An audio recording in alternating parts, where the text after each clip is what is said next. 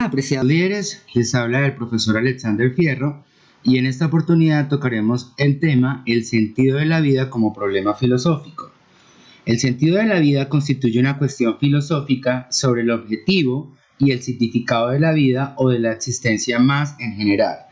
Este concepto se puede expresar a través de una variedad de preguntas tales como ¿por qué estamos aquí? ¿O qué es la vida? Ha sido objeto de un gran estudio filosófico, científico, psicológico, teológico e incluso literario a lo largo de la historia.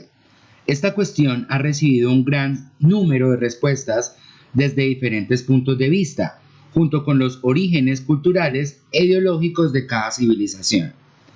Desde esta perspectiva encontramos: ¿cuántas veces te has preguntado por el sentido de tu vida?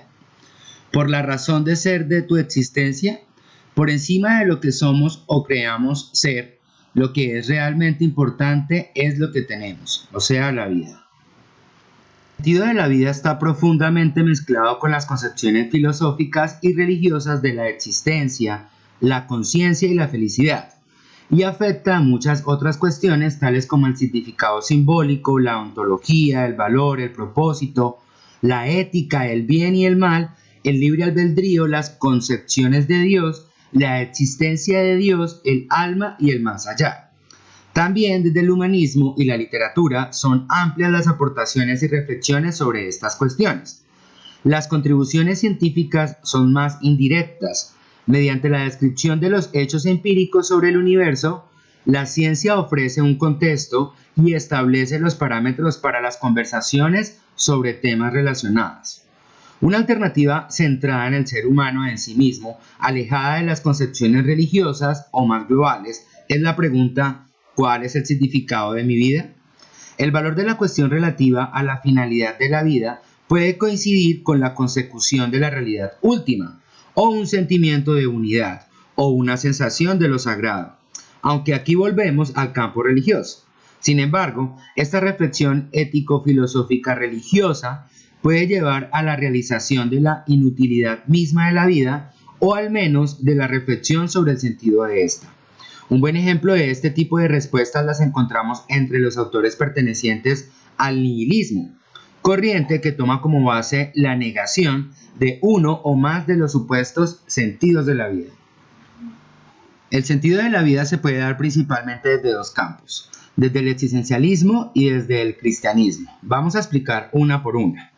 Se denomina existencialismo a la corriente filosófica que se desarrolló en Europa entre las dos guerras mundiales y por ello, en cierto sentido, es expresión de la desorientación y desarraigo, producidos por los cambios en la cultura, valores y principios que caracterizaron esa sociedad durante una época histórica determinada. El existencialismo resalta el papel crucial de la existencia, de la libertad y la elección individual, siendo de gran influencia para distintos escritores de los siglos XIX y XX. La única obligación que un hombre puede tener es con su propia existencia, con las decisiones que toma en ella y de las cuales debe dar razón como una responsabilidad moral.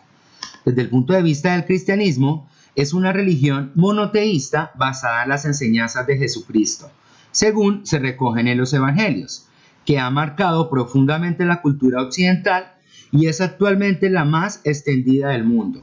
Está ampliamente presente en todos los continentes del globo y la profesan más de 1.700 millones de personas. En cuanto a los inicios del cristianismo, se puede decir que se dio tras la muerte de Jesús, cuando aparecieron las primeras comunidades encargadas de difundir su mensaje. A pesar de su gran extensión, fue una religión perseguida hasta el siglo IV. ¿Pero en qué creían los cristianos?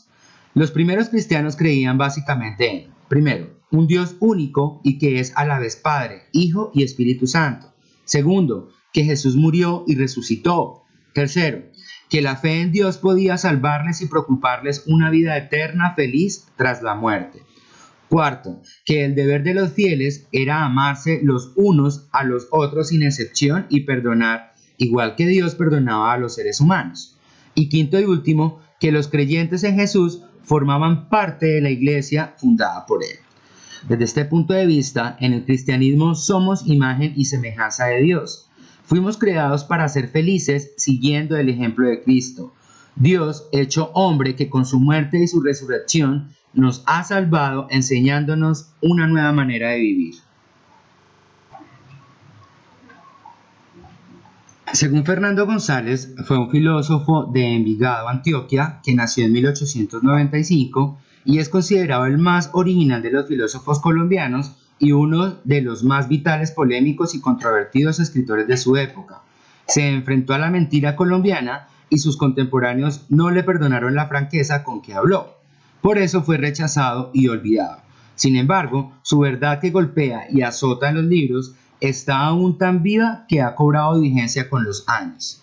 Para Fernando González, solo hay una cosa fundamental en la vida: saber lo que se quiere, luego buscarlo como el que se asfixia buscando el aire, finalmente pagar el precio. La felicidad como criterio moral. Cada uno de los asuntos importantes que ilumine sus acciones y decisiones. La aspiración por la felicidad puede constituirse como uno de los criterios esenciales y necesarios para la vida. Pero, ¿qué se entiende por felicidad? En palabras de Fernando González, la felicidad es algo radical que afecta al hombre en lo más profundo, en su propio ser, en su propia vida. Consiste principalmente en el goce y la posesión. Estos criterios morales son útiles para comprender la importancia de este concepto. Y lo tenemos desde 4 campos: ética de las virtudes, epicureos, estoicos y el cristianismo. Vamos con el primero. La ética de las virtudes es la corriente de estudio de la moral que parte en que ésta surge de rasgos internos de la persona. Las virtudes, en contraposición a la posición de la deontología, la moral surge de reglas, y del consecuencialismo, la moral depende del resultado del acto. La diferencia entre estos 3 enfoques de la moral yace más en la forma en que se abordan los dilemas morales que en las conclusiones a las que se llega. La ética de virtud es una teoría que se remonta a Platón y de modo más articulado a Aristóteles, según la cual una acción es éticamente correcta si hacerla fuera propio de una persona virtuosa.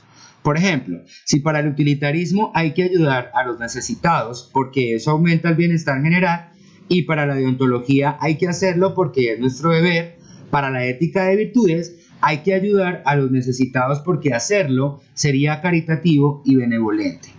En cuanto al epicureísmo, es una corriente filosófica que se propone enseñar a los hombres el camino hacia la felicidad. Otra de las características del epicureísmo es que niega cualquier tipo de existencia después de la muerte. El estoicismo, por su lado, es uno de los movimientos filosóficos que adquirió mayor importancia. Fundado por Zenón de Sitio en el 300 a.C., fue muy difundido por todo el mundo, en especial por las élites romanas, basado en el rechazo de los bienes materiales y la necesidad de alcanzar la felicidad en una vida virtuosa, alejada de las pasiones y con autodominio del sufrimiento y el dolor. Por último, el cristianismo cree que Jesucristo es tanto Hijo de Dios como Hijo del Hombre, totalmente divino, totalmente humano y libre del pecado.